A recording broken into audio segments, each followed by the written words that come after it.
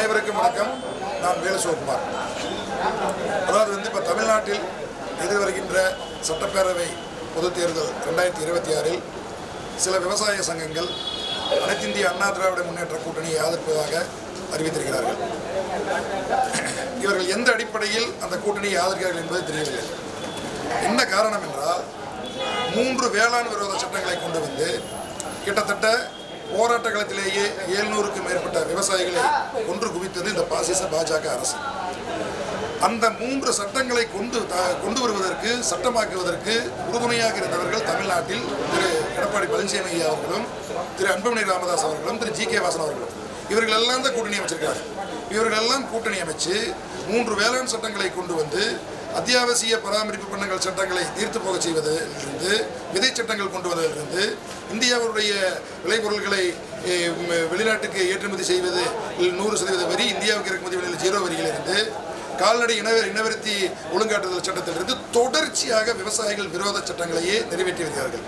அவர்களுக்கு ஆதரவு அளிப்பதுதான் இங்கே இருக்கக்கூடிய தமிழ்நாட்டில் இருக்கக்கூடிய அனைத்து இந்திய அண்ணா திராவிட முன்னேற்ற கழகத்தின் கடமையாக வைத்திருக்கிறார்கள்.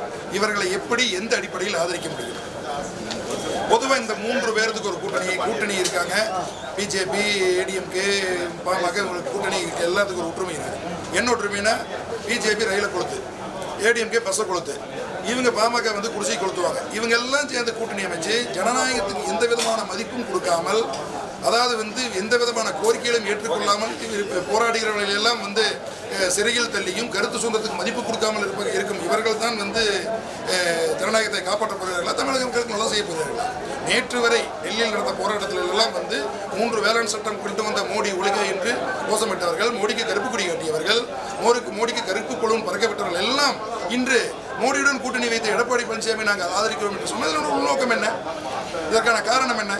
ஆகவே ஆனால் பிஜேபியை அவங்க ஆதரிக்கிறது தவறு அப்படின்னு சொன்னால் வேற யார் ஆதரிக்கணும்னா நிச்சயமாக திமுக கூட்டணி தான் ஆதரிக்கணும். திமுக காங்கிரஸ் தமிழ்நாட்டு விவசாயிகளுக்கும் இந்திய விவசாயிகளுக்கும் எத்தனையோ நன்மை செய்திருக்கு, சில பாதகமான விஷயங்களையும் செய்திருக்கிறது, மறுப்பதற்கு இல்லை. இன்னும் சொல்லப்போனால் விவசாயிகள் மேலே அடக்குமுறை ஏவனதில் இருந்து இங்கே இருக்கக்கூடிய இனம் சட்டங்கள் இருந்து சில பிரச்சனைகள் இருக்குது, நம்ம இல்லைன்னு சொல்லலை.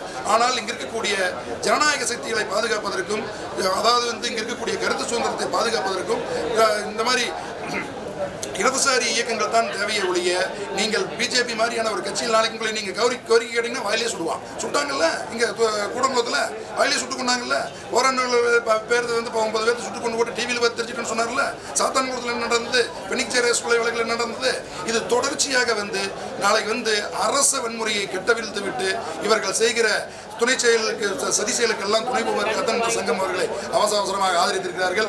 ஆகவே அது ஏற்புடையதல்ல. எந்த விவசாயியும், அதாவது பிஜேபி எதிர்க்கிறதுக்கு விவசாயியாக இருக்கணும், நெசவாளராக இருக்கணும், மீனவராக இருக்கணுங்கிற அவசியம் கிடையாது. அடிப்படையில் ஒரு மனிதனாக இருந்தால் போதும் நீங்கள் பிஜேபி எதிர்க்க தான் செய்வீங்க.